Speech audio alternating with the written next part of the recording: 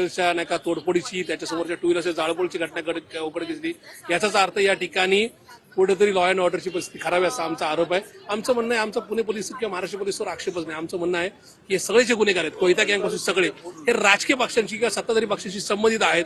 आजचा जो आरोपी आहे हा सत्ताधारी हवेली तालुक्याचे आमदार आहेत, त्यांच्याबरोबरचा त्याचा प्रोफाईल पिक्चर नका या ठिकाणी समोर आलाय।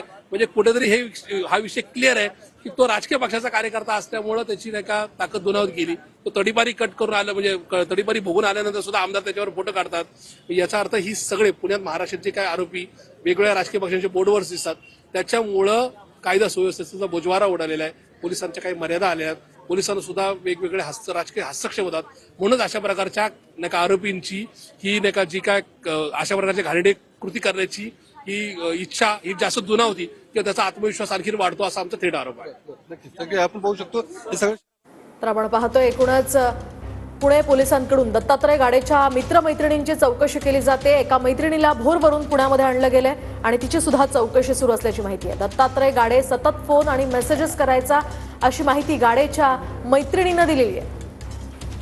तर दुसऱ्या एका मुलीशी मैत्री करून दे अशी मागणी दत्तात्रय गाडे सतत करायचा अशी सुद्धा माहिती दत्तात्रय गाडेच्या मैत्रिणीनं दिली आहे। यापूर्वी सुद्धा दत्तात्रय गाडेनं काही महिलांना त्रास दिला असण्याची शक्यता आहे, तसा संशय व्यक्त केला जातोय। दत्तात्रय गाडेच्या जवळपास 10 मित्रमैत्रिणींची पुणे पोलिसांकडून सध्या चौकशी सुरू आहे। दरम्यान दत्तात्रय गाडे मूळ शिरूरचा आहे, त्याचे आई वडील आणि भावाला सध्या पोलिसांनी चौकशीला बोलावलंय।